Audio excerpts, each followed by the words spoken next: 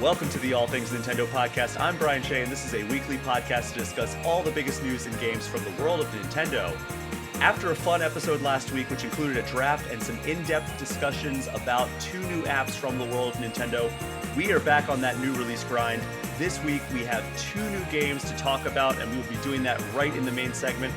But joining me to discuss his review of Mario Luigi Brothership, and a whole lot more, it's IGN's Logan Plan. Logan, how are you doing? Hey Brian, I'm doing all right, all things considered. I know there's some viewers right now thinking, oh, not this guy. He's going to talk bad about Mario and Luigi again. But yeah, here I am. Happy to be here. Yeah, it's always a fun experience when you review a game that people are excited about and you don't give it the glowing review that I think some people were expecting. Yeah. And I'm sure you've been feeling some of the fallout of that, but we will be talking about that in the main segment of this episode. And before we get started, I wanted to provide an update on two apps that we discussed in last week's final segment. During last week's show, it was brought up that Nintendo Music was available only to those who subscribe to Nintendo Switch Online Plus Expansion Pack.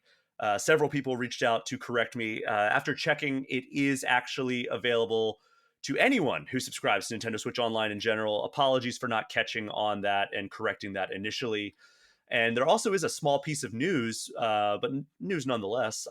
Since we're on the topic of Nintendo Music, Donkey Kong Country 2's soundtrack was added to the app this week, which makes it seem like they might be adding these soundtracks at a pretty rapid clip. Have you had a chance to check out the Nintendo Music app, Logan? Yeah, I have. I downloaded it moments after it was announced last week, and I think it's fun. I think it's a cool thing that they're doing. I wish the lineup had been a little bit larger at launch. I think not having Tears of the Kingdom is just ridiculous to Oh, me. yeah. Breath of the Wild's there, no Tears. I'm tired of Nintendo already kind of acting like Tears of the Kingdom doesn't exist. With Alarmo, with Nintendo Music, it's just not anywhere. But I really like it. And then they added Mario Wonder the day after the app came out last week, and I really like that soundtrack. So that was a nice surprise. So yeah, I'm enjoying it overall. It's bizarre. It's not muscle memory for me to go click on that instead of just clicking on Spotify, but I've used it from time to time. Yeah, it is frustrating that Nintendo does not want to put their music on streaming apps and they want to kind of leverage Yeah. this weird, like, proprietary app.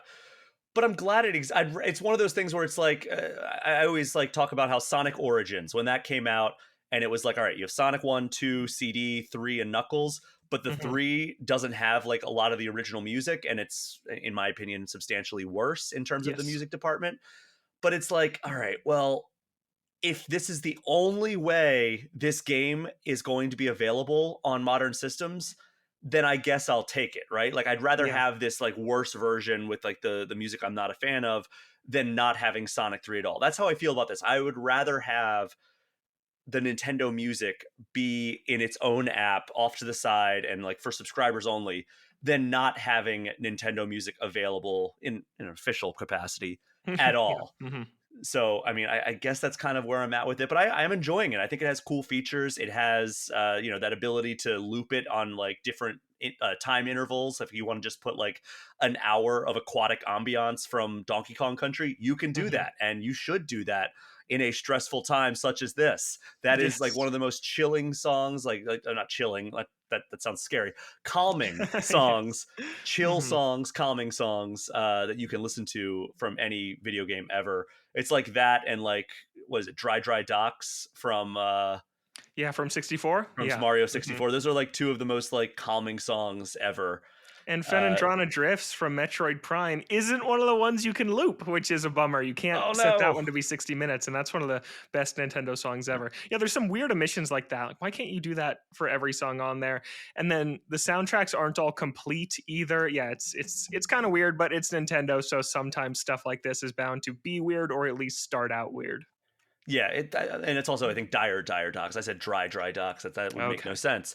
It's a water level. So yeah, I mean, it's so strange to me that like there are so many omissions, but like they're kind of approaching it, I think, like they did with like Nintendo Switch Online and like Virtual Console, where it's like, yeah, we could just throw everything ever on there, but like people would lose interest, and we want them to keep coming back to this app. So I think that's ultimately the route that they're taking with this, and it does seem like they're following that model.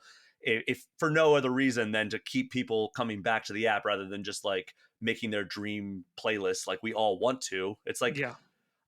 I don't know. It's kind of wild to me that they're like slow rolling us on music that we could just go on YouTube right now and listen to the vast majority of.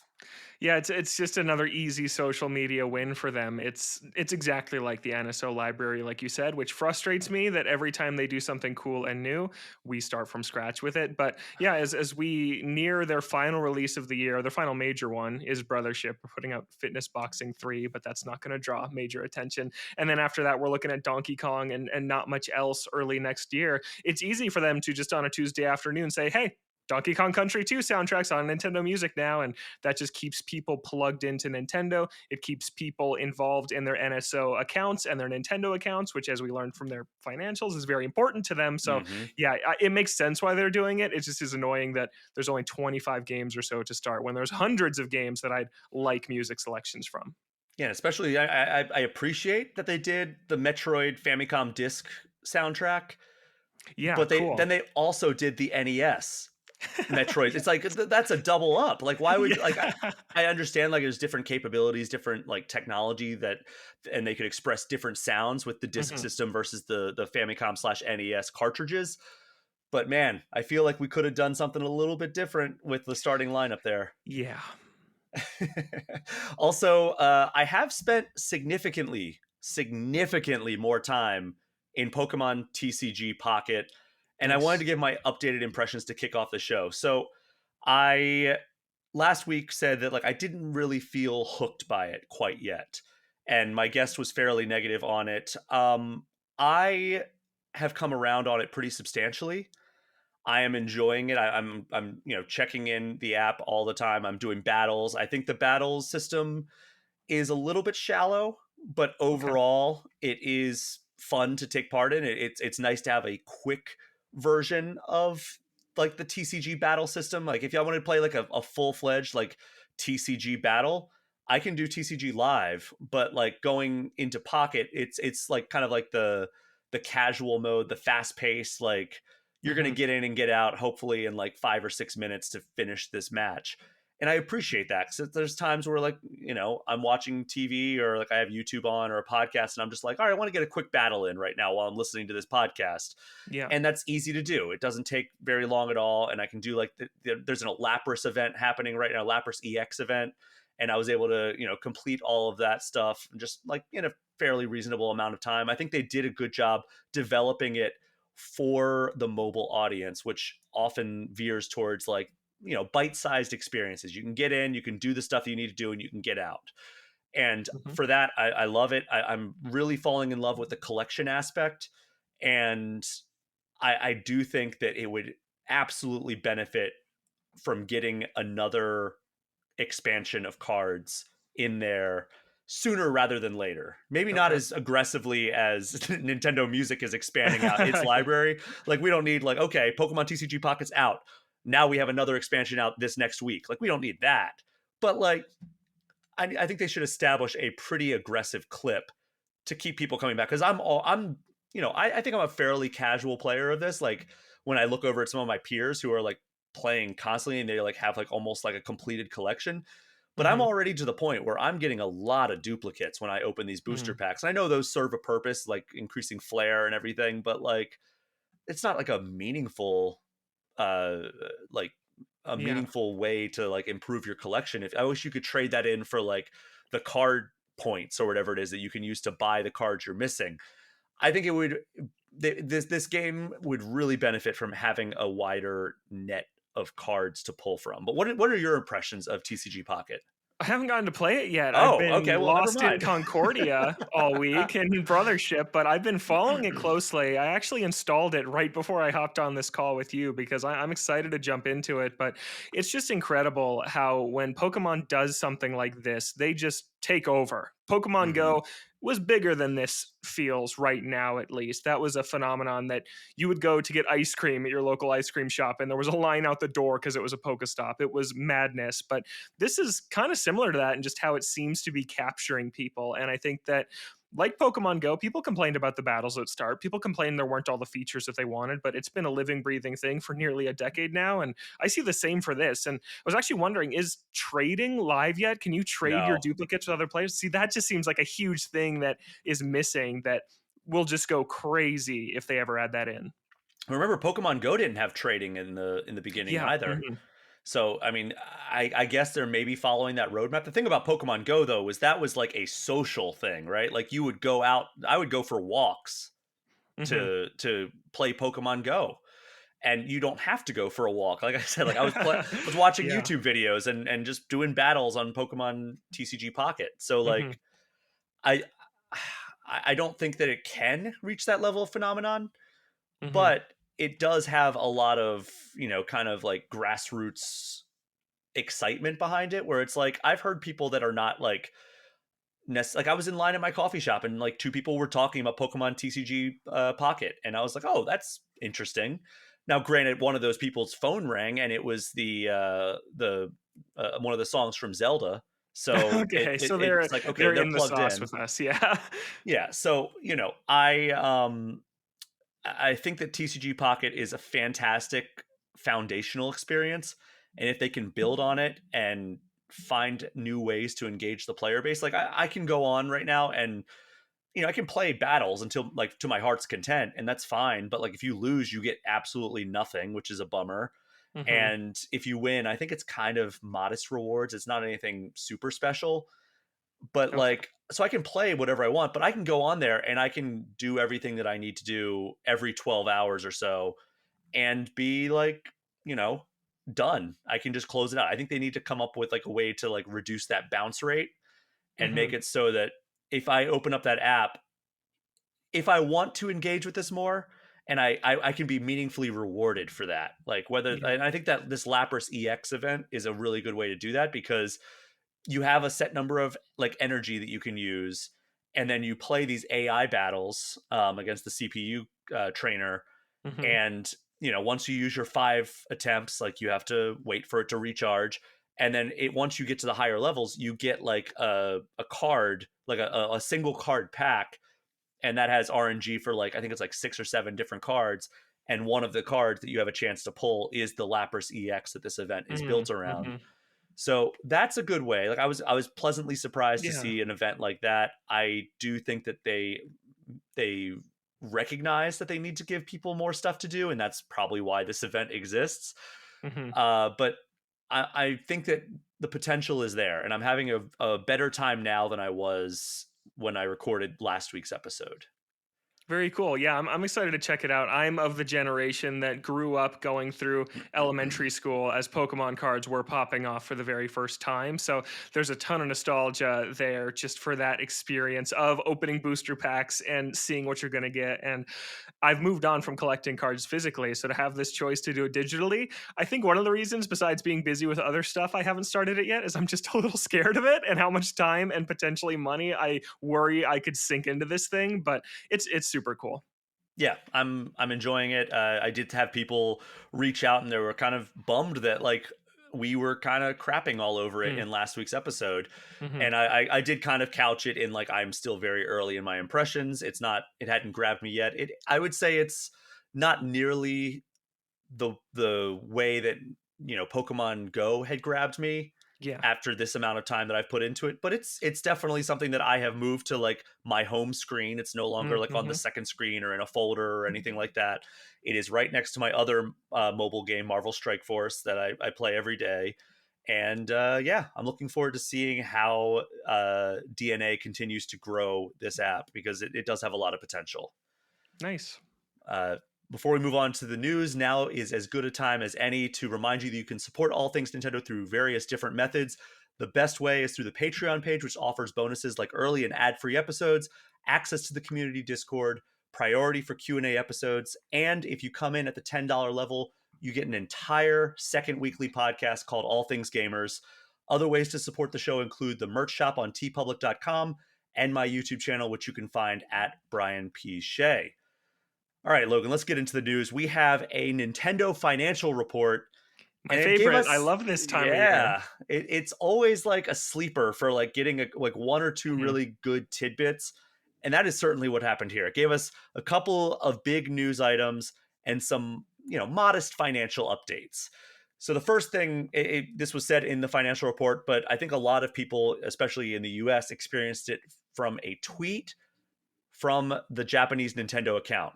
And they mean business when they say, this is insert Nintendo luminary. Yes. So this starts Yeah. with, we're used to like, this is Miyamoto, Hmm. but this is Furukawa, president of Nintendo. At today's corporate management policy briefing, we announced that Nintendo Switch software will also be playable on the successor to Nintendo Switch. Nintendo Switch Online will be available on the successor to Nintendo Switch as well. Further information about the successor to Nintendo Switch, including its compatibility with Nintendo Switch, will be announced at a later date. So that very brief quote gave us a lot to break down here. So, first of all, three items, right? Backward compatibility. That was the number one deal breaker for me if it did not have for Switch 2. Hmm. Like, I would be like really upset with Nintendo if they didn't do Yeah. that. All those fears are gone. I mean, we were pretty much betting on the fact that that would be the case, that they would have backwards compatibility, but like you never know with Nintendo. Yeah. They're the wild card. Hmm. Number two, Nintendo Switch Online is going to continue through Switch 2. And number three, compatibility with Nintendo Switch. There's something there that is beyond the software, it sounds like. So what do you make of this like kind of trio of announcements that they fit into a single tweet here? Yeah, it's huge. It's good to know. This was something that with all the rampant Switch 2 speculation there's been, all the podcasts I've done about it, all the people I've talked to about it, that's always been just a given to me. This thing's gonna be backwards compatible. I was not worried about this whatsoever. So to get that confirmation is really nice. I think the remaining questions are that last point that you mentioned, compatibility with Nintendo Switch. What are they talking about here? Are they talking about some sort of performance boost on Switch 1 games when you play them on Switch 2 or whatever the successor is going to be called? Is there, or is it just saying, oh, if you're playing Mario Kart 8 on your Switch 2, you can still play online with people who are playing on Switch 1? Is that kind of all they mean here? And then another interesting point is they're saying Nintendo Switch Online is going to be part of the successor. Is that kind of half confirmation this thing's going to be called a Switch, or are they open to changing that name if this thing doesn't have Switch in the name? So yeah, it almost raised more questions than it answered, but I am really glad that we know that we'll be able to play the enormous library of Switch games on the Thank God. successor. Yeah, I have what a miss that would have been. so many games on my Switch library, and Yeah. also we did have another quote that I pulled from the PowerPoint deck that they presented at the financial earnings. I accessed that, and here's what it's a longer one, so buckle in. Quote: Until Nintendo Switch, there was no easy way to have consumers' purchase and gameplay histories carry over across platform generations. As a result, our relationship with the consumers was interrupted when a new system was purchased. Mhm. The introduction of Nintendo Account made it possible to tie consumers' history to their personal account, enabling Nintendo to maintain a continuous relationship with the consumers across platform generations. We have communicated that we plan on making an announcement regarding the successor to Nintendo Switch during this fiscal year, which ends in March. Mhm. We believe that it is important for Nintendo's future to make use of Nintendo Account and carry over the good relationship that we have built with the over 100 million annual playing users on Nintendo Switch to its successor. Thus, we will make Nintendo Switch Online a service based on Nintendo Account available to the successor to Nintendo Switch. So, I mean, there's not much more that was spelled out there than what we got in that tweet, but a little bit more context, I suppose. Yeah, and then I think there's one more little line in there that has really flown under the radar, and it's on a different page than that one, and it's just talking about the backwards compatibility. And it says something like, on the Switch successor, users will be able to purchase Switch software. So they're basically saying the eShop as it is moving on. It's going to be on the next thing. So, and it's basically a PS4 to PS5 situation, is what it's Sounds sounding like like. it. You can buy every PS4 game on PS5 pretty much, and it sounds like that's what it's going to be with Switch 2, which I don't really think they've done before. You could go and access the Wii Shop channel from the Wii U, but they didn't put full retail games on Wii for digital download at the time. And same with DS to 3DS. You could buy DSiWare, but you couldn't go buy Super Mario 64 DS. So this is really the first time with this transition that you can just buy Splatoon 2 on Switch 2 as it was on Switch. And that's really interesting. And I think it's a really, really good decision. Yeah, it would feel woefully behind the times if they did not allow for that, Yeah. because every Mhm. one of their competitors does that. I Yes. mean, Xbox made it a mission for them to go out and make it so that everything is forward and backward compatible with the introduction of the Universal Windows platform. PlayStation followed suit pretty aggressively with the PS4 to PS5 jump. Hmm. And now here we are, and Nintendo is finally aboard that train as well, because Yeah. man, it was a pain to get any digital purchase. I remember like the only thing that you could transfer from Wii to Wii U was your virtual console purchases. And to And get them on the Wii U menu, you had to pay like 80 cents or it something was like that so to just dumb. hop them over. It was insane. I swear to God, if they make us pay 80 cents to transfer our Switch games to Switch 2, I'm going to be No furious. way. Yeah. But now for the actual financials that they released during this presentation. First, the Switch has crossed the 146 million mark in sales, which is just over 2.5 million since the last report in August. It has also sold 1.3 billion units of software. There are now more than 34 million members of Nintendo Switch Online, and the most recent new big release, Echoes of Wisdom, sold over 2.5 million copies. And then Furukawa also said that there's no change to their plans to announce the Switch's successor by March 2025, which we heard in that longer quote. And then my favorite part of these presentations, aside from the big news that they always drop, we got an update to the top 10 selling Switch games of all time. So, one, Mario Kart 8 Deluxe, which has now surpassed 64 million copies. That's incredible. Nuts. Yeah. With Uh, 2 million more this quarter or something like that. It just yeah, keeps selling. it's never going to stop until, I mean, it Yeah. might continue if since Switch software is compatible. I mean, it might take a Mario Kart 9 to really slow, like, Hmm. pump the brakes, if you Yeah. want to pardon the pun Nice. there. Hmm. Number two, still Animal Crossing New Horizons. Number three, Smash Ultimate. Four, Breath of the Wild. Five, Mario Odyssey. Six, Pokemon Sword and Shield. Seven, Pokemon Scarlet and Violet. Still has not overtaken its predecessor. The only change was eight. The Legend of Zelda Tears of the Kingdom leapfrogged Super Mario Party, which is at 9 now. And then number 10, New Super Mario Brothers U Deluxe. Are you surprised that there's no Mario Wonder on this list a year later? Yeah, a little bit, honestly. I would have thought that it would have quickly passed New Super Mario Brothers U Deluxe, but it's that thing that even if a successor is better than the previous game, it doesn't mean it's going to outsell it. Superstars is so much better than Super Mario Party, and it's several million behind that one just because Super was the first one on the console, and a lot of more casual people out there. Oh, why do we need this one? We have a Mario Party on Switch, so I guess it's the same thing there, but man, Wonder is so much better than Mario U, and I wish that it had performed a little bit better. Yeah, it's one of the best 2D Mario games of all time. Oh yeah. I mean, Hmm. I was kind of hesitant. I was like, it might be the best 2D Mario game since Mario World. Oh, Um, easily. Yeah, I mean, yeah, people it's will fight definitely to the that. death for Yoshi's Island, so I don't want to, Okay, or if they even consider that a Mario game, because a lot of and I people are like, don't. no, that's the Yeah, start of the Yoshi franchise. yeah. All right, before we wrap up the fiscal stuff, let me ask you about this. Furukawa has repeatedly said they're going to announce the Nintendo Switch 2 before the end of this fiscal year, which is March 2025. Do you think we hear about the Switch 2 before the end of the calendar year of 2024?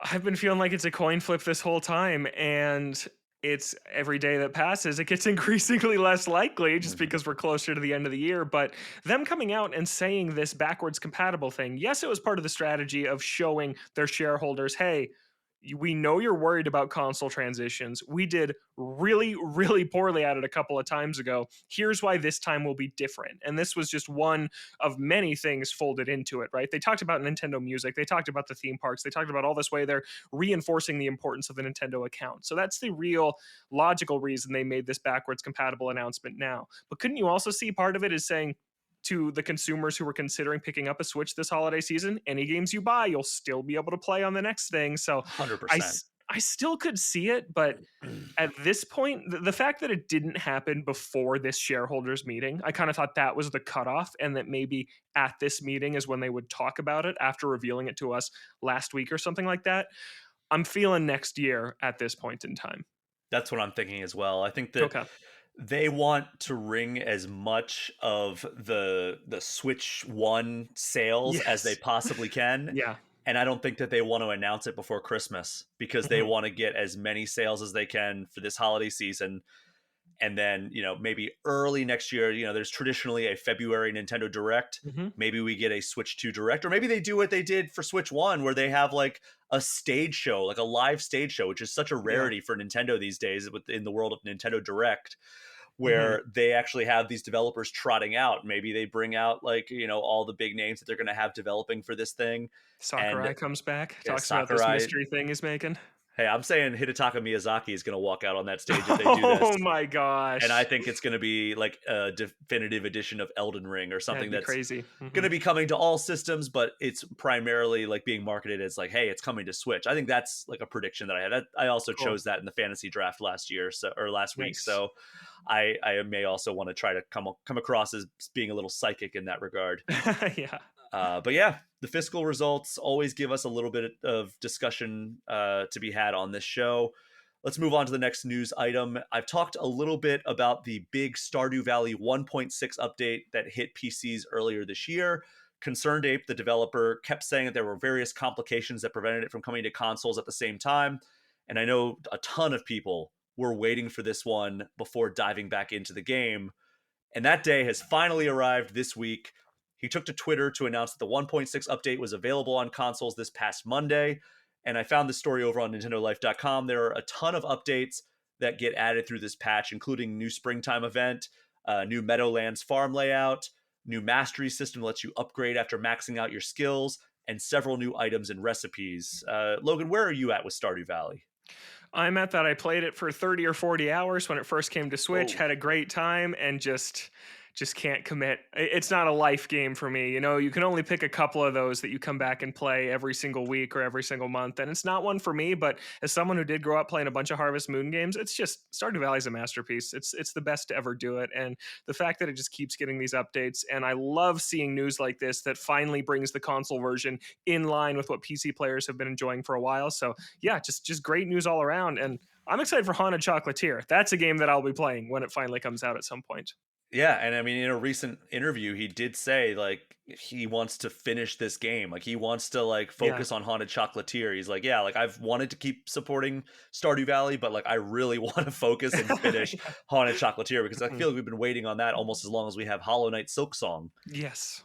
Um, I'm not a Stardew Valley guy. I'll be completely honest. It's not because I don't like it. I tried playing it. I played it for like maybe like 2 hours, and I was like, okay, this is cool. I'll come back to this because I Mhm. think I had something else I had to play, and then I just never went back to it. I've had it on my Yeah. Switch since it came out on Switch, and I've just Mhm. never gone back to it because there's always something else to check out and there's always something else to play, and that's the hardest part about trying to keep up with all the new releases in this industry is like you're never wanting for new things to play. No, There's always exactly. something Yeah. else, and when like I'm trying to stay like up to date on all the biggest games as they come out, like that sometimes comes at a cost, and that cost, and I'm not looking for sympathy here. the cost is I just can't go back and play some of these games that I've always wanted to go back and Mhm. play, or I fall behind and I just never am able to catch up, and I just have to kind of like like when like you're playing a sports game and like the announcer kind of falls behind a little bit, like they're still talking about like the last play Yeah. Mhm. when the next play's starting, then they just like clear the queue basically and just jump to the current play Yeah. instead of having Mhm. to catch up with all the plays that they missed. That's what I feel like I do a lot of times, where it's like, Oh, okay, totally. well, Mhm. I missed this game that came out like 2 weeks ago because I was playing this other game. Rather than trying to catch up, I'm just going to jump to the game that just came out, unless it's something I really wanted to play. Yeah. No, that happens all the time. Like Star Wars Outlaws, that's one I was gonna play. Came out at a busy time, just never got to it. So yeah, it's I mean, it's a really great problem to have. Like I'm not complaining about it, but Yeah. yeah, it is a fact of being in the industry. Yeah. So Stardew Valley 1.6 available now. It should be a free update for anybody who owns that. So, go check that out. Sounds like it's a pretty substantial release for fans of that game. Hmm. So I hope you enjoy it. Yeah. To close out this segment, I realized after publishing last week's episode that I completely forgot to shout out that Nintendo announced Xenoblade Chronicles X was finally making the leap from Wii U to Switch, meaning that we will have the entire Xenoblade Chronicles series on Switch. So, Xenoblade Chronicles X Definitive Edition includes graphical improvements, new story content, and other things that Nintendo hasn't yet announced. The original game received an 84 on Metacritic. Game Informer only gave it a 7.25 out of 10. Mm. IGN was much closer to that Metacritic average, giving it an 8.2 out of 10. Where are you at with the Xenoblade Chronicles series? Because this is another one of those that I have just completely missed the boat on. Yeah, Xenoblade is one that I'm trying to get into because it's one of the only major Nintendo series left that I don't play every single new entry that comes out. And 3 is the one that really, really grabbed me. It has an excellent story. The combat's really cool, and it is one of the most technically ambitious games on Nintendo Switch. And X is one I thought was lost to time. I thought it was one that was never going to get picked in the big Wii U schoolyard pick, and I'm so happy that it finally did because it's a weird kind of spin-off one. It's not really locked into the main trilogy like 1, 2, and 3 are, and I thought they were just going to leave that one behind. So the fact that Monolith gets to do this, a studio which is incredibly valuable to Nintendo. They work on all the big EPD stuff, Zelda, Splatoon, Animal Crossing, all of it. And it's awesome that they get to kind of complete their story and put the last remaining one here. So I'm excited about it. Will I play it? Honestly, probably not. It's a huge 100-hour game, and we just talked about how hard it is to fit stuff like that in. But I know there's tons of people out there super psyched about this one. Yeah, I think I just want to play Xenoblade Chronicles 3, but it, Yeah, it you just should. keeps going back to like with what time, right? Yeah. Like I'm still drowning in all the games that have come out this year, let alone previous years. Hmm. Um I don't know. Like it's I've heard great things about it. Monolith, like you said, they're instrumental in so many of Nintendo's biggest games. Yeah. So it's cool when they get to make a game of their own. I just don't know when I'm going to have a chance to play this when there's so many other big games to get caught up on. And I wasn't attracted to playing it when it came out on Wii U, and I'm a big fan of the Wii U. Hmm. I don't think I'm going to be attracted when there's a lot more games to play on this system than Yeah. there ever were on the Wii U. Yeah, that's fair. But it comes out on Switch March 20th of next year. We are going to take our first break of this episode, and when we get back, we will have 2 new releases to discuss. We will be right back.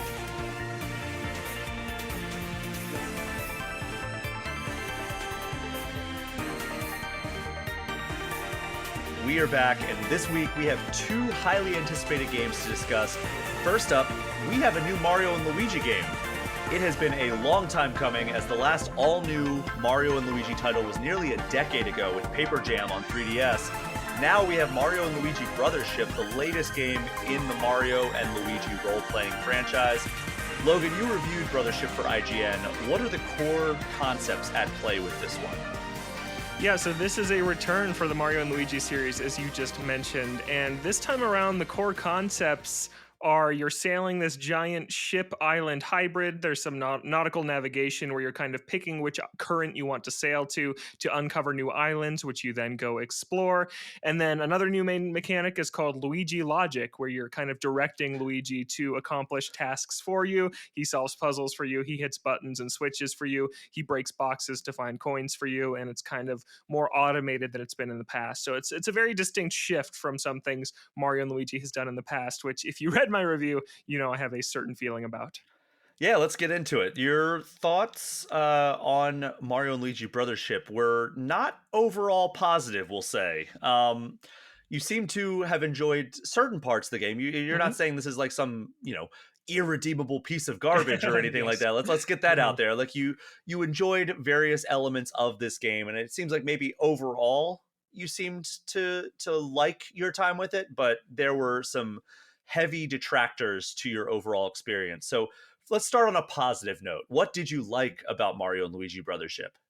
Well, first, I would just say overall, I did not like my time with it. I liked some parts of it. I did give it a 5 out of 10, which means mediocre. It very distinctly does not mean bad on the IGN scale, right? 4 out of 10 is bad, 5 out of 10 is mediocre, and that's where I landed with this one. But to start out positive, the combat's awesome. It's really great to have Mario and Luigi combat back after so long because it is similar to Mario RPG or Paper Mario the Thousand Year Door, but it has its own distinct flavor. It's all of those games use action commands where it's turn based, but you want to hit A at the exact right time to kind of pack an extra punch. But where Mario and Luigi goes the extra step is with what you do on defense. In Paper Mario the Thousand Year Door, for example, you just hit a button to block attacks and you just want to time it right so you get a good block in. Or you could do a super guard, which will deal 1 point of damage back to your enemy if you time it at the exact right time. But Mario and Luigi Brothership is, and the whole Mario and Luigi series is all about learning the patterns of how the enemies attack. And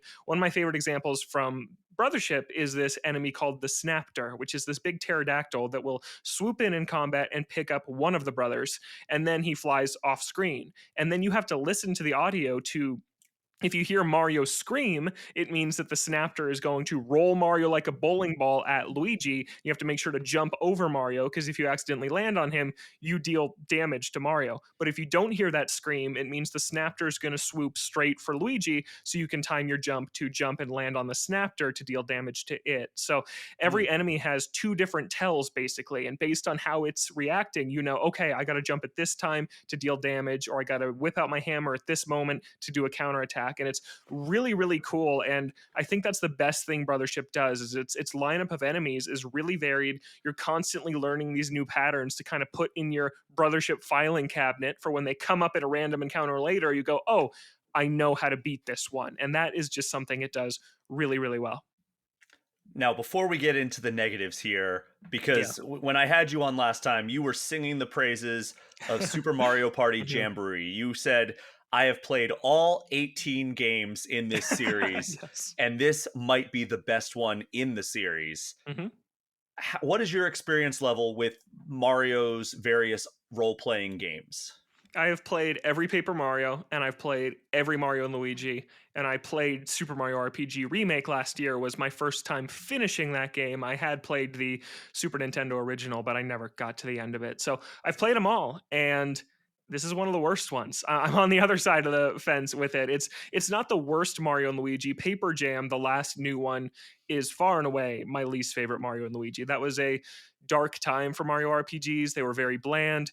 There were no original characters. Everything was very toadified. It's just toads everywhere that you look in those games. And it just felt like going through the motions for Alpha Dream for their last game before they kind of went bankrupt after a couple of remakes that they made to try and save themselves. So it's better than that one, but it's worse than the other four. It's worse than Dream Team, Bowser's Inside Story, Partners in Time, and Superstar Saga. So not the return that I was hoping for. All right, so let's get into it. What do you think are the parts of this that just didn't live up to your expectations as somebody who is a longtime fan of this Mhm. franchise? Yeah, I said this in my review that it fundamentally misunderstands why old Mario and Luigi games were great and outside of battle is what I'm talking about here. In past Mario and Luigi games, Luigi follows directly behind Mario. You're controlling both of them as a unit to solve puzzles. And during the Brothership review period, I even broke out the Superstar Saga remake on 3DS just to make sure I wasn't crazy with how different Brothership plays and feels compared to those old ones. And in Superstar Saga, I walk into this room and there's this really smart puzzle with these buttons you have to hit behind these locked grates, and you're splitting up the brothers and you're swapping back and forth between which brother you're controlling to hit a button to open the gate for the other one. And it's just really clever and fun to work out. There's not a single moment like that in Mm. Brothership. In Brothership, you're pretty much only controlling Mario now. Luigi's walks a few steps behind him now, so it's kind of this awkward disconnected distance. It doesn't feel like you're controlling these two as a unit anymore. It feels like you're controlling Mario and Luigi's behind, kind of doing his own thing. And his pathing is pretty good for the most part, so it's not like he's really annoying as he's following you, but it's just lost that unique ingredient that made Mario and Luigi great. And then in the puzzle solving, you're never hopping back and forth between Mario and Luigi. There's one time where you do, and it's not very good. But in this game, instead, the L button is how you direct Luigi to do things. So if you're doing something as Mario and you see a switch that needs to be hit, you just hit L and then you watch as Luigi just goes and does it for you. and it's so boring, and the puzzle design is so ridiculously bland, and there's not a moment in this game where I thought, "That was clever.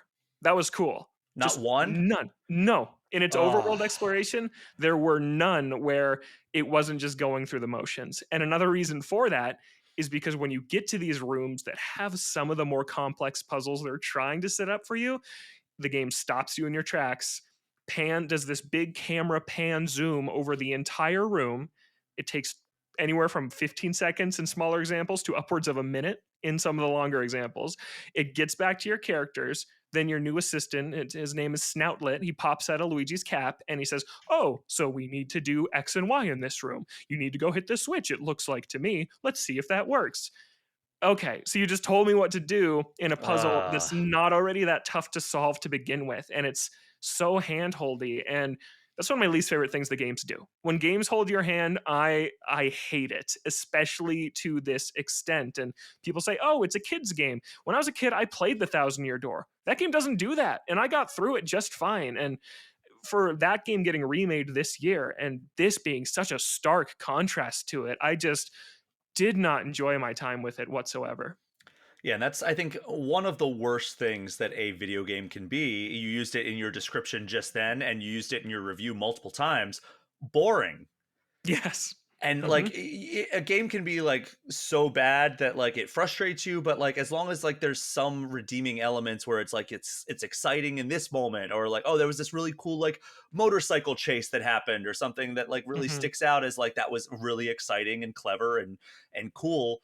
You can kind of forgive some sins of a Yes. of an otherwise like, maybe not masterfully made game. But when a game is boring, that is an entirely different level of, not good. Yes, and so the gameplay here is really boring, and the puzzles are boring, and I'm frustrated at them because of how much they've changed how Mario and Luigi work. And I'm fine with changes, right? I love it when series evolve and change and improve, but when every change here feels like it's made for the worse, I'm just left wondering, why did they do this? Well, the answer is it's a new developer. They've never made a Mario and Luigi before, and it just really, really shows. But I could forgive boring gameplay in the overworld if the worlds were interesting, but they're not. It's Fireland and Iceland and Desertland. It's like new Super Mario and Luigi is how it feels. It is just so bland in its world design. There's not a single one where I thought I haven't seen this before. You've seen it all before. You've seen the story before too. It takes some darker turns than Mario and Luigi does, but dark doesn't mean good. Sometimes I think Mhm. people equate, "Oh, it's so dark, so it's so great." But no, it's dark for Mario and Luigi, but if your media consumption extends beyond just Mario and Luigi, you've seen all these tropes a million times. And the story's as chatty as the tutorials are, and it's just as constantly beating you over the head with, "We have to do this." There's a clip in my video review where Snoutlet says the same thing in back-to-back sentences, and I included it because it just perfectly encapsulates what it is. Not the exact same thing, but he says, "We have to get to the Great Lighthouse to plug it into our ship. Let's head over to the Great Lighthouse now to plug it in," or something. I'm like, "Oh Oh my god, no. like, just stop, dude." And Oh, so the story's boring, the gameplay's boring, the world design is boring, and it runs like crap. The performance is so bad. It You're always in a stutter, recovering from a stutter, or expecting the next one. And that is just the cherry on top that cements this thing as something I do not recommend that you spend your time or money on. It's just oh every element of no. this is just it's so frustrating. And it's a series I love. And not to get into this too much, but I've been getting so much hate for this review because it scored pretty well elsewhere. And no, I'm a fan of this series. I adore Bowser's Inside Story and Superstar Saga so much. And so I wanted this to be good. I was rooting for this to be good, right? But I have to call it like I see it. And what it is just a really mediocre RPG. That's really a bummer to hear because I was looking Yeah. forward to this. I've never played a Mario and Luigi game. Okay. I've played Hmm. a little bit of the Paper Mario series. I've played through maybe the first 5 or 6 hours of Mario RPG Remake. Yeah. So I'm far from like a Mario RPG series aficionado, but this looked like, okay, there's maybe some cool stuff at play. But like I know that I've played enough of it, like enough of this the kind of RPG games from the Mario franchise to know that like one of the main attractions in a lot of cases is like the dialogue. Like it can be Mhm. like humorous, or it could be clever, or it can have like some fun puns on it or whatever. It doesn't sound like that's even the case with this one. No, it's not. The humor didn't do it for me at all, and Ugh. I like the humor style in most Mario RPGs. They're all very different. A lot of them strike different tones from each other. There's some very surreal humor in some of the Paper Mario games. There's some kind of fourth wall breaking meme humor and things like Color Splash, which worked for me at the time. It's funny, and this is just it just doesn't land. And there's these characters that just tell these dad jokes, and I even like dad jokes from time to time, but they're not funny. And then the punchline here is you just watch the wind blow as Mario and Luigi stare blankly, and they do that same bit 25 times in this game, and it's just not funny the first time, and it's even less funny the 25th time. And yeah, it's brutal. And But that's I think I 17th laughed out loud time. once. Yeah. That's Yeah, 17th exactly. time. That will really get you. Exactly. Yeah, and I think the final nail in the coffin for me here, I haven't touched on yet, is the final 10 hours of this game is some of the most disrespected I've ever felt by a video game. It runs you in circles and strings you along to maybe the most ridiculous degree I've ever seen in a Nintendo game. Think Triforce What? Quest, but 10 times worse. It's Oh no. insane. And you're revisiting places that you've saved before, doing the same thing. There's no meaningful changes to the gameplay. There's really no story reason for it either. And by that point, I got sick of the combat too, because this game should have been 25 hours. Almost every Mario and Luigi game is 25 hours. It's a perfect length for these kind of bite-sized, more family-friendly RPGs that don't have the deepest combat systems, only two characters in your party, right? 25 hours feels like the right place for these things to wrap up. This one goes on for 35 hours. And I kind of beelined the last 10. I stopped doing side quests because I thought I was knocking at the door of the end. And then every time they just pull the rug out from under me and they send you on some other ridiculous fetch quest. And yeah, I was leaning more towards a 6 at the time, and then the last 10 hours was like, no, this is just not worth your time. It's just not, and it's a big bummer. And yeah, I'm curious to see what the public reception of this thing is, because I think that longtime Mario and Luigi fans are going to find a lot to dislike here. Well, like you said, you have a lot of people who have not played the game giving you some Yeah, advice on why you should like this game more than you did, yeah, which is never fun. I'm sorry you're dealing with that's that. all right. I've been there. But like Yeah, you said, you gave it a 5 out of 10, which, as you explained, does equate to mediocre on the IGN review scale. If you want to read Logan's full review of Super Mario, Mario and Luigi Brothership, you can find it on IGN.com. There's also the video version on the YouTube channel for IGN. Logan, I wish you had better news to bring us, like you did last time. Last time you yeah. gave us all Mhm. this happiness and joy and butterflies that we're going to play an amazing Mario Party game. Mhm. Why couldn't you do that this time? I know. If only they'd made a little bit of a better game. And it's actually something I've been thinking about, Brian, is like just some of these developers that aren't as proven that Nintendo is handing their projects to right now. It's hurt them this year, in my opinion. It's been a little bit tough because they again aren't telling us who's making it ahead of time. So it's kind of a coin flip. Okay, is this a studio of a high pedigree we know and trust, or is it a choir who, and no shade at them, they did their best, but this is their first time making a Nintendo game, and that's a high bar to hit, and they didn't this time. And yeah, it's just a shame. So what's the other games that you're talking about there? Are you talking about like Princess Peach or something else?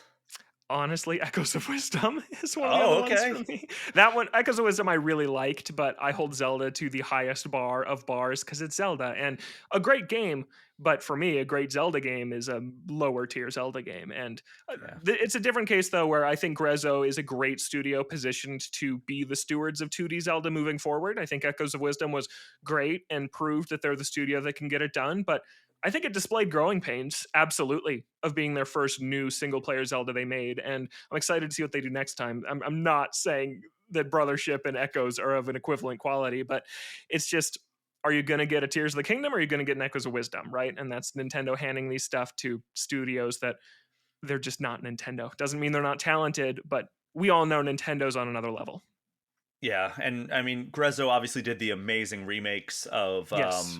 I mean, Link's Awakening and Ocarina of Time and Majora's Mask for Yeah. 3DS. Hmm. So they've done amazing work on the Zelda franchise. But like, was this your first like fully developed mainline Zelda game? They were co-developers on Triforce Heroes as well, but Oh that's a no. multiplayer one, so yeah, kind of a different category. Okay, so yeah, we're seeing a theme there with the games that they actually develop there. But Yeah. yeah, unfortunate that Brothership did not pan out the way we were all hoping it would. Hmm. Hopefully, hopefully all these people that are passionately attacking you for your opinion on this, Uh-huh. hopefully they do love it. Hopefully they do play it and they're like, this is the game that I wanted, because then Yes. people will be happy and they'll be like, Hmm. okay, well, we disagree on this one thing, and Yeah. hopefully that's a good enough thing for them. But we'll Hmm. see. I think that everybody should just be entitled to their opinions, Yes, but that's I just me. agree. That's just Yeah. me. What a Um, crazy thought to have, Brian.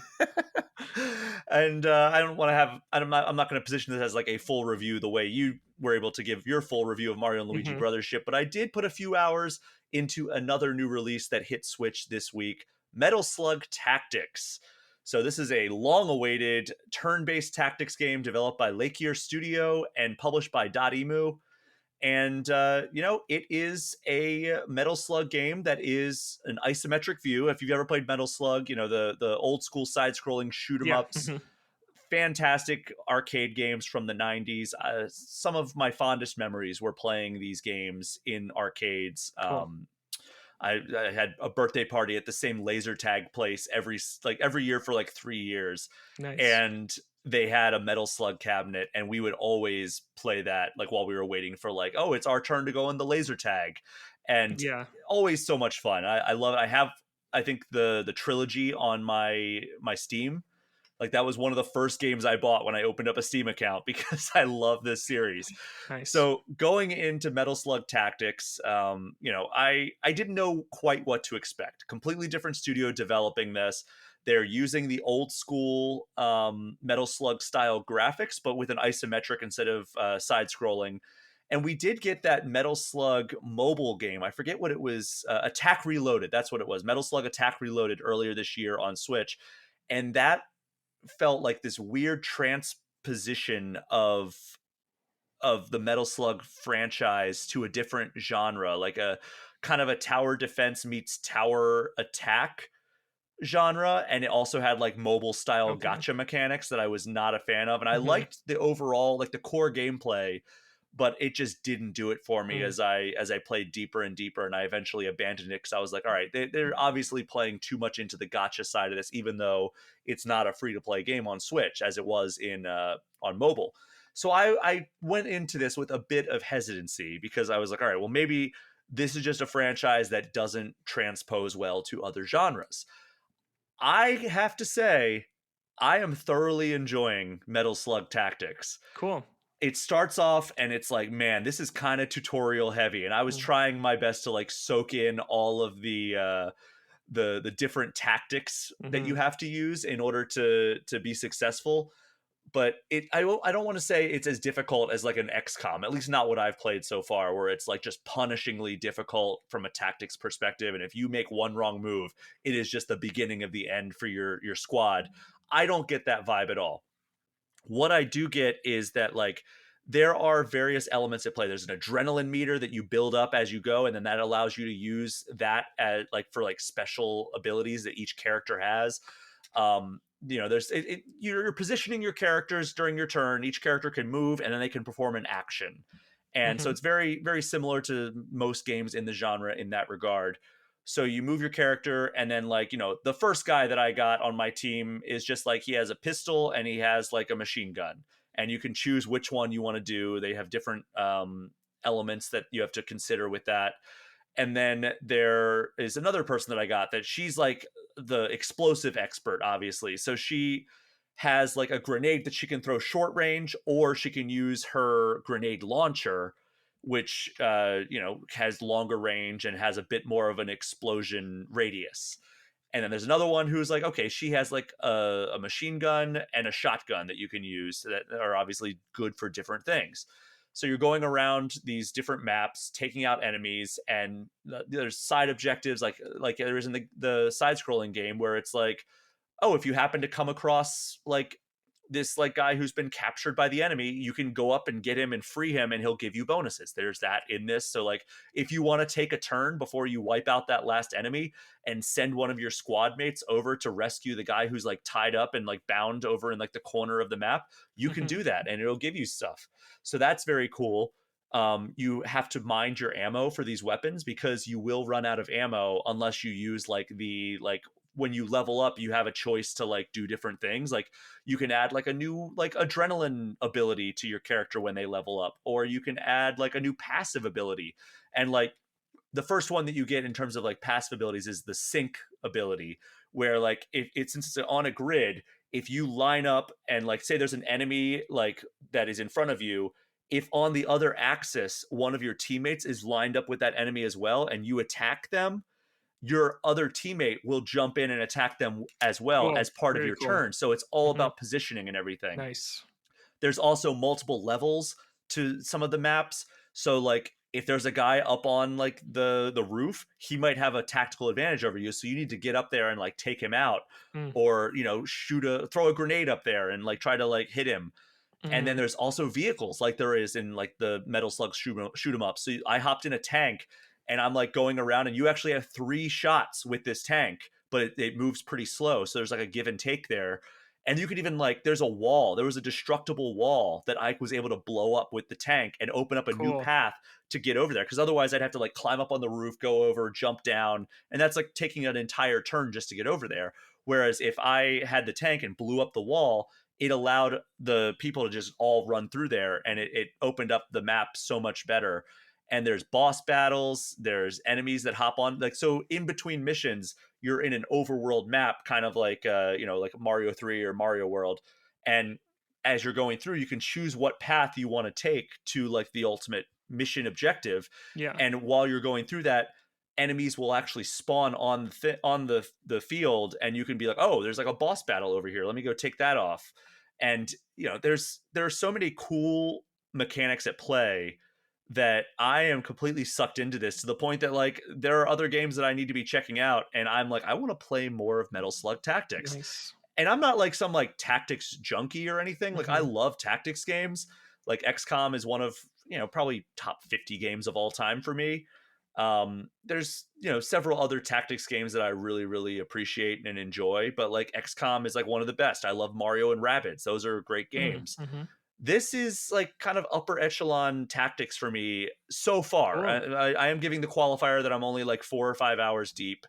Um, Mhm. so yeah, I'm really enjoying it. Also, shout out to Tee Lopes, the guy who does the soundtrack that or the song that you hear at the beginning of every episode of All Things Nintendo. He did the Oh, soundtrack wait, are for. you serious? Yeah, Oh, he I didn't know that. That's so yeah. cool. Tee Lopes is the composer of the All Things Nintendo theme song ever since I took it Nice. independent back in April.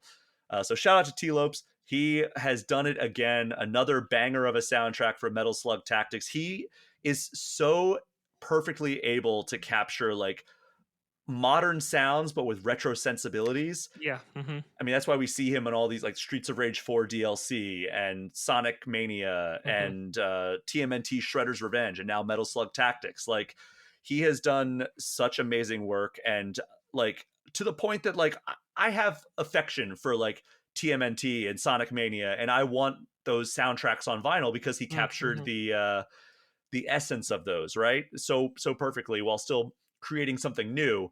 Metal Slug, I don't really have a strong affinity for the soundtrack of Metal Slug, but he still captured the essence of it, and he still created something that stands on its own enough that I saw that they released the soundtrack on vinyl, and I was like, oh, don't tempt me, because I'm Mhm. weak. Let me tell you something, Logan. It is a stressful and dark week for us here, Yeah. and I am weak. And I Yeah. am I am open to the temptation of buying a soundtrack that I really Mhm. enjoy on vinyl.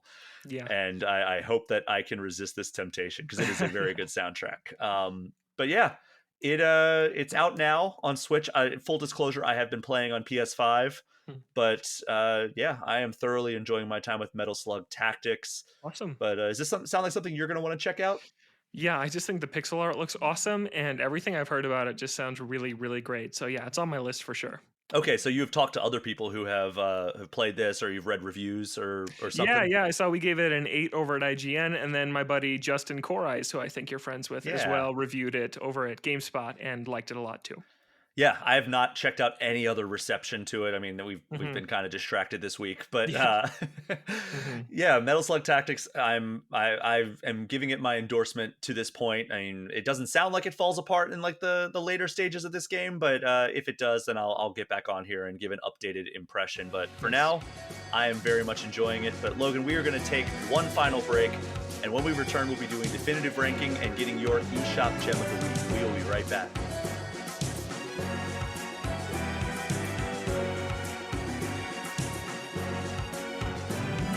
We are back, and it's time for Definitive Ranking, a recurring segment where we take a Nintendo topic and give our own personal top 5 lists. Since the main segment was talking about one of the new spin-offs, actually 2 spin-offs if you count Metal Slug Tactics, and the main one was starring Mario and Luigi, Logan, I want to get your top 5 Mario spin-offs. So start at 5, count it down to 1, give me a sentence or 2 about each. Yeah, it's funny because there's more Mario spin-offs than mainline Mario games at this point. There's so many different franchises to choose from, but I'm pretty happy with the 5 that I narrowed it down to.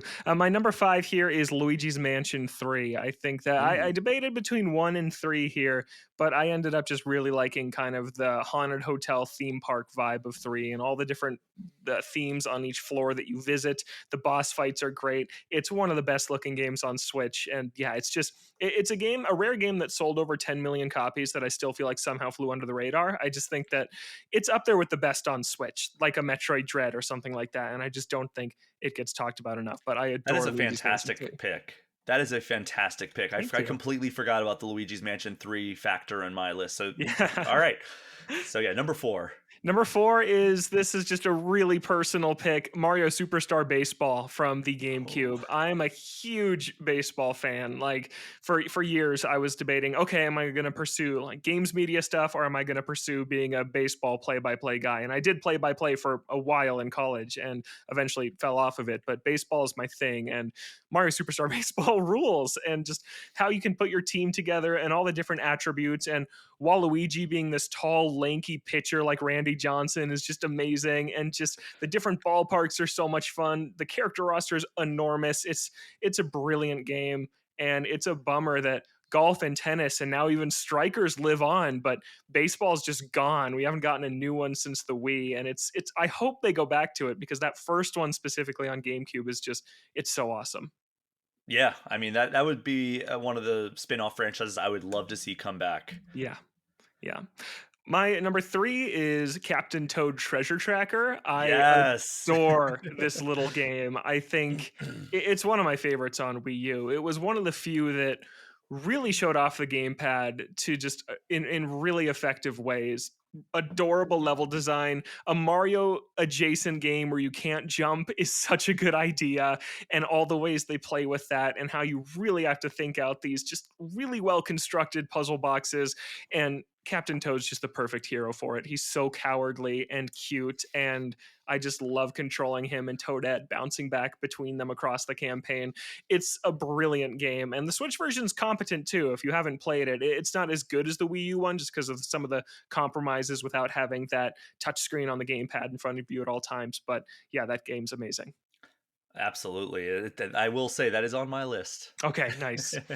Number 2, it's the game I was on last time to talk about. It's Super Mario Party Jamboree. It has remained my favorite in the Mario Party series. I've played it for 75 hours. I was at Whoa. 48 when I reviewed it. I just keep going. There's friends that want to play and my family wants to play and I'm not sick of it. It's perfect. It's a perfect evolution of the Mario Party formula. I stand by everything I said last time I was here. It's gorgeous. It's the best game they've put out this year. Awesome. Yeah, I mean, I think that a lot of people are kind of agreeing with you that it is worthy of being mentioned among the best Mario Party games ever. So, Yes. glad that you are still enjoying that. Yeah. Did you play it at all? Did you jump into I, Jamboree? I've messed around a little bit, but not nearly as much as you. Good lord. Not nearly 100 hours. Yeah, and then my number 1, I put in far more than 100 hours. I think closer to 4 or 500 hours into Mario Kart 8 Deluxe. It's just Mm. it's the boring choice, but I feel like it's the right one. It's nearly a perfect game after all the additions they made to it through the booster course pass. The character roster is huge.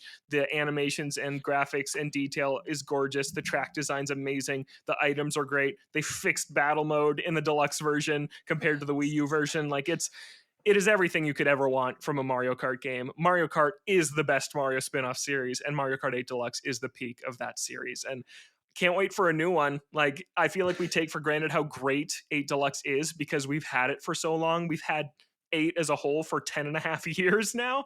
I can't wait to see what they do next. So excited to see what is next for that franchise. But yeah, Mario Kart 8 Deluxe is easily the best Mario Kart game. Yeah. In my opinion, it's not even close. And I have a lot Yeah. of love for some of the older Mario Kart games, but like 8 Deluxe is just like everything you could want. The only thing that I can ever think of to be like, okay, what could they add to make this better? Mhm. Is if they added like a double dash mode. Yes, agreed. That would Totally. be that would Yeah. be amazing. But I don't think they're going to do that. Maybe they would Mhm. add that in Mario Kart 9, or maybe they just do a Mario Kart 8 Super Deluxe, and that includes or Mario Kart Double 8 Double Deluxe. Oh Deluxe. my gosh, that's Yes. great. And then Yeah. it just adds double dash mode and they just let it Mhm. ride. Maybe keep adding more stages from, the other Mario Yeah. Karts and the mobile game. Mhm. And yeah, that's a Mario Kart that will sell another 150 million Yeah. copies or whatever it Yeah. is. Is Double Dash your favorite besides 8? Because it's Mm, mine. It's probably it's honestly probably 64, and I know Okay, that's not yeah. a good pick in terms of like best Mario Kart, I but love like in terms of 64. like the nostalgia, like Mario Kart 64 is like top for me, like that and Super Yeah. Mario Kart on SNES, which Mhm. I can't even pretend that like Super Mario Kart is like a very good Mario Kart. The drifting is kind of broken, and Mhm. like there's a lot of stuff wrong with that game. And you look at like how the subsequent titles evolved, but like from a nostalgic perspective, 64 and Super are probably my two favorites, but Yeah. objectively speaking, it probably is Double Dash as the second best one, Yeah. or maybe Cool. even Mario Kart 7 on I 3DS. I love feel like 7. that's 7's underrated. underrated. Yeah. Yes. There we Very go. underrated. We're right there. Yeah. So my list, number 5, Captain Toad Treasure Tracker, Nice. for many of the reasons, just clever puzzles. It's never one of those games like you said in Mario and Luigi Brothership where you're like, this puzzle's boring. It's like, no, it's Mhm. so much fun. It's so cleverly designed, and music is great as well. Yes. Mhm. Number 4, this might be stretching the definition of like what a spin-off of the Mario franchise is, but I'm gonna say WarioWare Smooth Moves on Wii. Nice. Okay. I thought Uh, about WarioWare. I was close to picking yeah, this too. like I said, it's not quite like Mario is in it technically, because like if you like do like the retro games, Yeah. there's Mhm. usually a Mario game or two in there. But yeah, I mean, Wario is a character from the Mario universe, so I guess it counts as a. But yeah, this was the pinnacle of the series for me. WarioWare Smooth Moves was one of my favorite Wii games of all time, and it's the game that every time a new WarioWare is announced, I'm like, could this be the one that lives up to WarioWare Smooth Moves? And they've come close in to varying degrees. Mhm. And this most recent one, Move it. what Move It? It was Mhm. pretty good. That's It fine. Yeah, was it I was liked it. maybe the best WarioWare since Smooth Moves, but still did not reach that peak. Mhm. Number 3, I'm gonna go with a Mario Party, but I'm gonna go with my nostalgic pick because I couldn't figure out which Mario Party I wanted to put here. So I'm just gonna put Mario Party 1, Okay, where it nice. all began, because this laid the template out for this absolute juggernaut of a franchise that, like you said, has 18 entries now, Mhm. and is one of the most beloved spin-offs in any game, really, or any franchise. Like when you think of like the most well liked games and franchises, Mario Party is like up there, like with the casual gaming audience, especially, where you're like, hey, do you want to play a video game? They're like, yeah, do you have Mario Kart or do you have Mario Party? And it's Mhm. like, I have both. Yeah, I have many and choices in both of those. and there's a coin flip about which one they're going to prefer to Yeah. play. I Mhm. mean, Mario Kart usually wins out, but sometimes they will pick Mario Party because some people just want to watch the world burn. Yes. No, I actually very much enjoy Mario Party games mostly. Mhm. Number two, this might be more of a Kirby spinoff, but I'm going to say Super Smash Bros. Ultimate. Okay, I was wondering if Smash was gonna land on one of our lists. I decided not to count it. I mean, Mario is still front and center in Mhm. every single promotional image, even though it's from Masahiro Sakurai, the creator of Kirby, and Kirby is often kind of cast as the protagonist. I think it's hard to say that this game would exist if not for the inclusion of Mario characters, or it would exist on the N64 if like it just wouldn't be the phenomenon that it Mhm. is today or still to this day. You know, when Masahiro Sakurai and Satoru Iwata went to Shigeru Miyamoto and asked, "Can we use Mario characters?" and Miyamoto said no. If Sakurai just let that ride, it could have been just like a completely different timeline that we're living in, Mhm. which may be good now that we're looking at it, now that we're thinking about it. Maybe we should go to that timeline. Maybe there's Yeah, better what things else is happening in the different? world. Yeah. Yeah, maybe it's the butterfly effect. But yeah, Masahiro Sakurai didn't take no for an answer, and he created Super Smash Brothers, and created that prototype at the instruction of the late great Satoru Iwata. And the rest is history. Miyamoto saw it, said, "This is actually amazing. Go for it." And now we have the monster that is Super Smash Brothers Ultimate. And Mhm. like my number one pick, which is Mario Kart 8 Deluxe, you just Nice. gotta wonder where are they going with these franchises next. Mhm. Like they're not going to let either of those franchises die.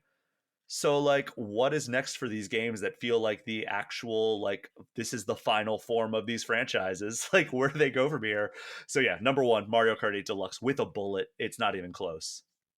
Yeah, it's like, okay, you reach the top of the mountain, and now what? There's nowhere higher to climb. I don't know what they're gonna do. It's a good problem they're facing, but yeah, it's hard to see when Ultimate was coming out and we were getting new characters and Sakurai was making these crazy 30-minute videos to show them each off, I really tried to savor it because you don't know if it's ever going to happen again. And it's the same with Mario Kart 8. Like those series will both go on, but will they ever be that lightning in a bottle that they were this generation? I don't know the answer. I don't want to doubt them because they're amazing, but you just don't know.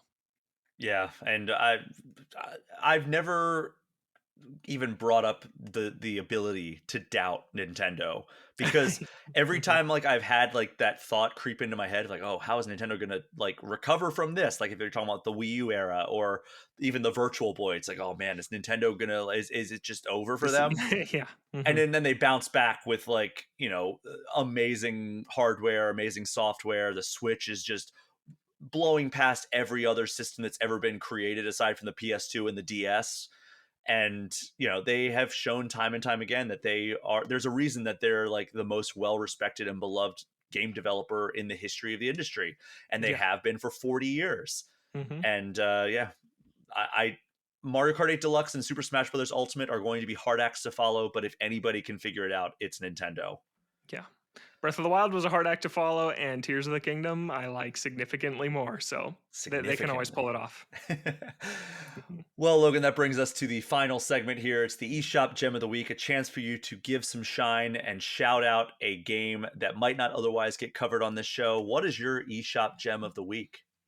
Yeah, it's a little golf puzzle game called Golf Peaks. And I love golf video games. I think Golf Story is amazing, but that's a little too well known to be an eShop hidden gem, I think. And Golf Peaks is a isometric golf puzzle game developed and published by a small studio called Afterburn. And basically, it's just this really minimalistic game where you there's a golf ball that gets placed on this grid, and then you have a certain number of strokes to get it into the hole. And it is like golf, but a puzzle game. And so it's actually kind of Captain Toad like in that way, and kind of this isometric view, these small self contained puzzle boxes, and learning how the different pieces of terrain work. And okay, can I hit my golf ball up this ramp? Will it stop if it hits like in the bunker?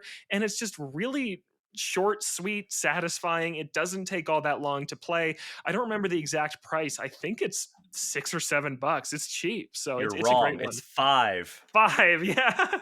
Yeah, it's a really cheap one to pick up and play, and I think I 100%ed this thing when it came out several years ago, and I've never heard another single person mention this game, and I really, really liked it. Wow. Yeah, I'm looking at some of these puzzle designs. Like you said, it's just like kind of like a tiny little like chunk of land, Yeah, but there's mhm, all these different interlocking like, you know, cubes essentially that you Hmm. have to try to putt and hit across, and then there's the pole in the middle with the hole that you have to reach. And the art style is very charming, very minimalist, and yeah, it looks like a lot of fun. This for $5, you could do a lot worse. It looks Yeah. like. Yeah. A lot of people probably have enough gold points to just get that for free. Probably Yeah. actually. But yeah, it came to Switch in 2019. How have I never heard of this? This sounds right up my alley. Yeah. You should check it out.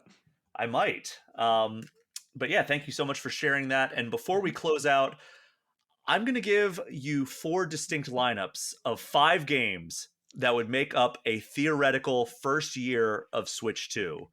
And you let me know which one is best, okay? Okay, I'm so excited about this because I saw the thumbnail for this episode last week and chose to not listen to it, knowing I was coming on this week. I'm really excited about this topic and everything. Okay, so well, we won't belabor this too much. Hmm. But the first one, Animal Crossing, Mario Kart 9, Kid Icarus Uprising Remaster, Oh, come on. Journey, and Nintendogs. Okay. Lineup 2, New 3D Mario, New F-Zero, A Link Between Worlds Remaster, Oh my goodness, you're killing me. Final Fantasy VII Remake, Yeah. and Hollow Knight Silk Song. Okay. Lineup 3, Metroid Prime 4, Splatoon 4, Wind Waker Remaster, Hmm. Halo Infinite, Oh. Oh. and Interesting. a Tears of the Kingdom Remaster. Okay. And the final lineup, a new Donkey Kong Country, a new Super Smash Brothers, Mother 3 Remaster or Remake, Okay. Elden Ring, and Metaphor Yeah. Refantasio. Okay. Wow. So what? It sounds like the criteria was a couple new games, a remaster, a third party, and a port. So Is that it? single player, multiplayer, Okay. Hmm. remaster, third party port, and then a flex position. Oh, So okay. kind of like a fantasy football or fantasy baseball. So there were a couple things I was waiting to hear, and I heard them all, and they're all on different teams. And those things are Kid Icarus, F Zero, Link Between Worlds, Smash Brothers, Splatoon 4. But I heard one team that had both of them, so I have to give it to what was Team 2? So Team 2 was Hollow Knight Silksong, Final Fantasy Hmm. VII Remake, Link Between Worlds, F-Zero, and a new 3D Mario. Yeah, well, new 3D Mario, I absolutely can't wait for. Link Between Worlds is some days my favorite Zelda game of all time, and I'm an F Zero fanatic, and we need a new one with how much they've been doing with the franchise. So that's my pick. Oh, and also, 7 Remake is a great pick to come to Switch, too. That's a really good one. So that's my pick. That's my favorite team. So that is Marcus Stewart's pick. Okay, nice. Nice So job, you Marcus. gave your vote to him. Here's what the listeners had to say. So Filthy and Free on YouTube says Kyle has it locked here, but Marcus is smart. So Marcus is the one you picked. Hmm. Kyle was the one with Metroid Prime 4 and Splatoon 4. Okay. Techno Sucks on Twitter says Marcus has the best lineup. Philly Yeet Steak on Blue Sky says gotta go with Charles on this one. Sounds like a fun list. John Which one was Wall. Charles? So Charles was the first one. Let me bring up Okay. his full list here. Welp, my shortcut did not work. So It's all right. Which one was yours? What'd you have? mine was the Metaphor, Elden Ring. Um, You let had me just. Smash Brothers. I had Smash Yeah, that's Brothers. a really, I love that. Yeah. Yeah, I didn't know if I was going to be allowed to do that one Yeah. because it's like, all right, maybe that's too soon. Because we did have a if it's too like outlandish, like if you're like, oh, we're going to do the follow up to the to Tears of the Kingdom, Yeah, no then way. that would be a little Yeah. too much. Okay, so Charles had Animal Crossing, Mario Kart 9, Kid Icarus, Journey, and Nintendogs. Great pick. I love Uprising so much. So John Wall on Blue Sky said I'm giving it to Marcus. Outlandish Beats on Blue Sky says Marcus wins this one. Andrew Sudak says Kyle has my vote if only for Metroid Prime and Wind Waker Remaster. Three Sword Sama on the community Discord says I think the most realistic is Marcus or Kyle, minus the Halo pick. Yeah. But the team I want most is Brian's. So Mm. I count that as a vote for me. The team you want Yeah. most. And then we have the folks over on my Patreon. Wham Bam Sam the Gaming Man says I think Kyle has it, followed closely by Brian, then Marcus and Charles. If you swap the remasters of Kyle's and Brian's, so you'd be swapping Mother 3 for Kyle's Wind Waker, then Brian would have won. Uh, Mm-hmm. Matt on Patreon says, likely going to go against the grain here, but I like Charles' list the most. Nostalgic titles with legendary party games. Surprised Brian didn't go with Mario Galaxy for his remaster. Mm-hmm. Also, no Kirby mentioned. Would have been a great wild card. Unfortunate. Yeah. Uh, Dusty Beeman over here throwing out some hate, saying, Hollow Knight Silk Song is winning votes for Marcus. That game is so overrated and overhyped. Okay. And then followed up by saying, Brian clearly won this by like miles. Thank you. Paige says, this was such a fun episode. I vote for Marcus. Owen says, Marcus all the way. Brian and Kyle next, and Charles last. Andy Junkin says, in this order, Kyle, Brian, Marcus, Charles. No offense to anyone. No, it was all in good fun. Don't worry. Jason Thompson says, if I had to pick, I would go with Marcus Stewart's picks. So I tallied up all these comments plus the votes on Spotify, which I put a poll up for that. And the winner is Marcus first, and then Kyle number 2. Nice. So Okay, I voted for the winning team. You All chose right. the winning team. There you go.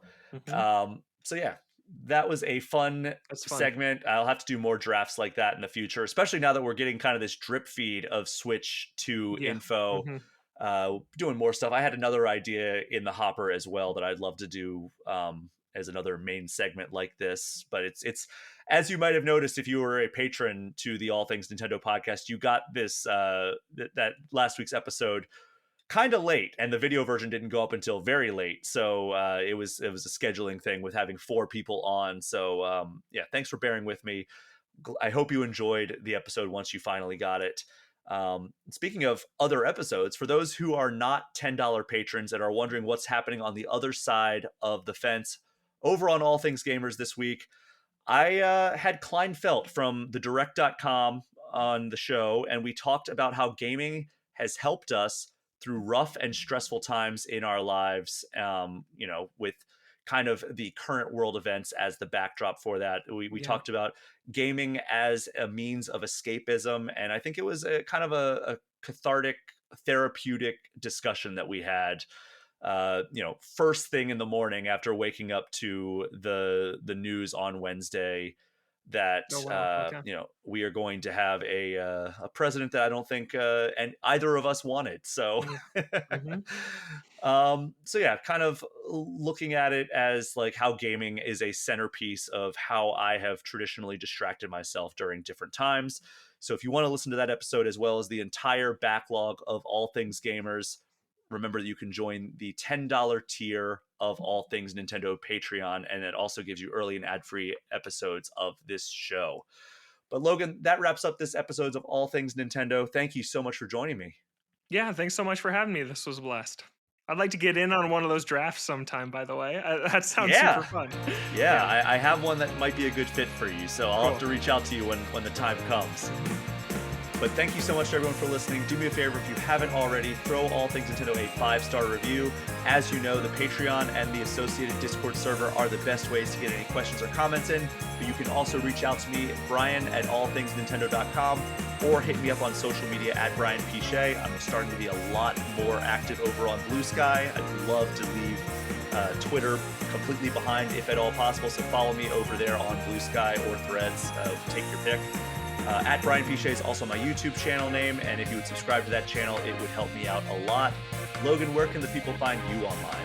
Yeah, you can find me currently still on Twitter, but in a similar situation, trying to fully migrate over to Blue Sky. And at both of those places, I'm at Logan J. Plant. And then you can catch me on IGN's Nintendo Voice Chat. That's every Friday morning on podcast services and a video version on YouTube. And then I have my own personal Nintendo show called Toadstool Boardroom, and that is every Thursday morning on Spotify, Apple Podcast, other services with a video version on YouTube.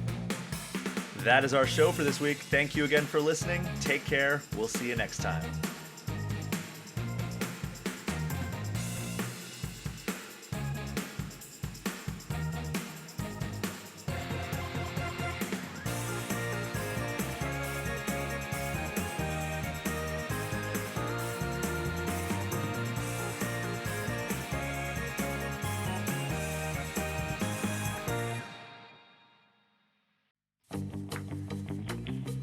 before we put a bow on this episode of All Things Nintendo, I just want to give a special shout out to the $10 patrons of the All Things Nintendo Patreon.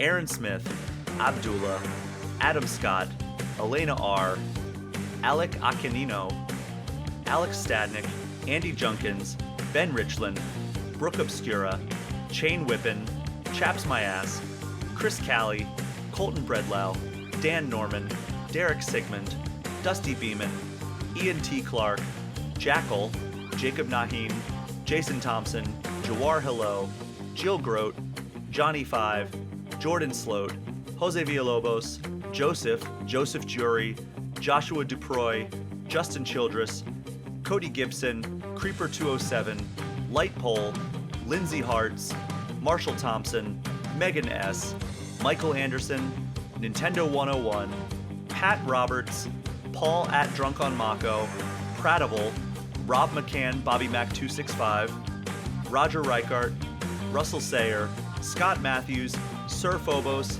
Smithy Poo, Tux DC, Wham Bam Sam the Gaming Man, Zach Marcus, Zachary Pliggy, and Zek 3 Sword Sama. Thank you so much for your continued support of this show. It means so much to me.